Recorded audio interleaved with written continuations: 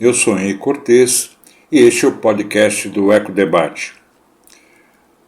Hoje nós vamos falar de dois assuntos muito relacionados: racismo ambiental e habitações em área de risco.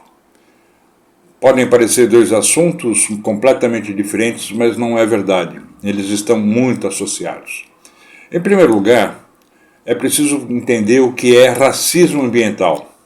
Racismo ambiental é um fenômeno, é um processo cultural em que comunidades de minorias étnicas ou raciais são desproporcionalmente expostas a riscos ambientais, incluindo poluição do ar, poluição da água, falta de acesso a recursos naturais, a ser expostos a ambientes insalubres.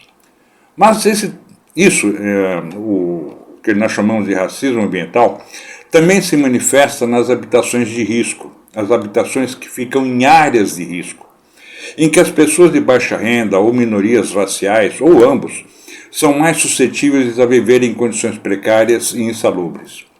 Um exemplo claro disso é o que acontece nas favelas e comunidades carentes em áreas de risco, que muitas vezes são construídas em costas íngremes e instáveis, em encostas sujeitas a deslizamentos de terra, enchentes e outros desastres naturais.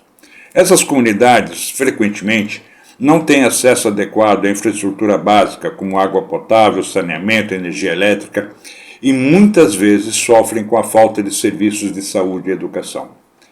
Essas condições precárias de habitação em áreas de risco afetam desproporcionalmente as comunidades negras e pardas, que são as mais vulneráveis a viver em áreas de risco devido à segregação residencial, à desigualdade econômica e à discriminação racial. De fato, de acordo com o Instituto de Pesquisas Econômicas Aplicada, o IPEA, em 2018, cerca de 70% das vítimas de desastres naturais no Brasil eram negras. Além disso, o racismo ambiental nas habitações em área de risco também se manifesta na forma de como as autoridades e a mídia abordam esses problemas. Muitas vezes as comunidades marginalizadas são culpadas ou tratadas como culpadas pelos problemas enfrentados, sendo frequentemente retratadas como responsáveis por morar em área de risco ou por não tomarem medidas preventivas suficientes.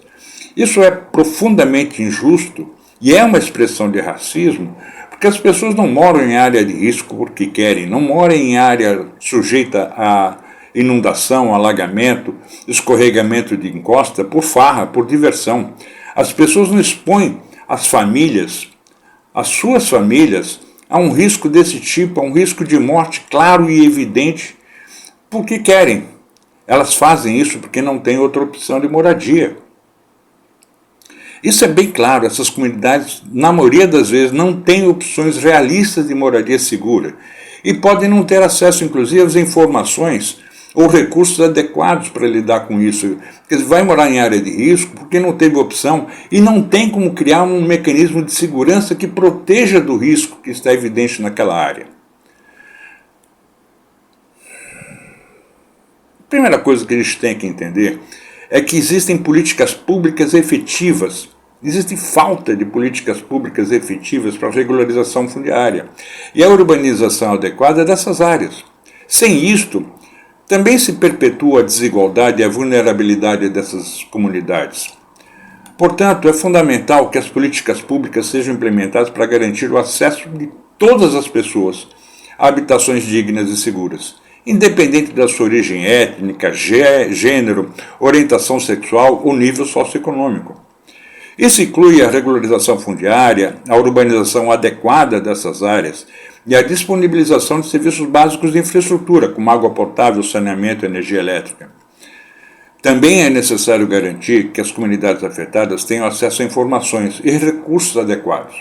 Também é necessário que o Estado saiba como reagir, quais as medidas de prevenção, quais as medidas de mitigação do risco, não apenas por uma sirene ou reagir quando acontece o desastre, não, é preciso se antecipar, é preciso evitar que isso aconteça.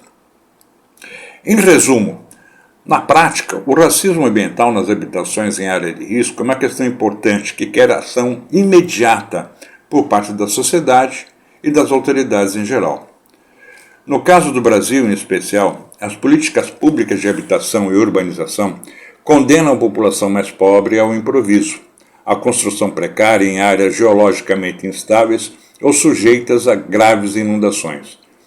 O que acontece não é incapacidade ou incompetência das autoridades, não é a incompetência ou incapacidade dos governantes municipais, estaduais ou federais. É uma clara opção elitista pelo racismo ambiental, impondo aos mais pobres seguidas perdas patrimoniais e, o que é mais grave, a perda de vidas. É assim na região serrana do Rio de Janeiro há décadas e agora recentemente no litoral norte de São Paulo. Enfim, reafirmamos que é fundamental garantir que todas as pessoas tenham acesso a moradias seguras e protegidas, independentemente de sua origem étnica, gênero, orientação sexual ou nível socioeconômico. É um pequeno passo, mas é um importante passo em direção à criação de um mundo mais justo e igualitário. Por agora é só, nos encontramos no próximo programa. Até lá!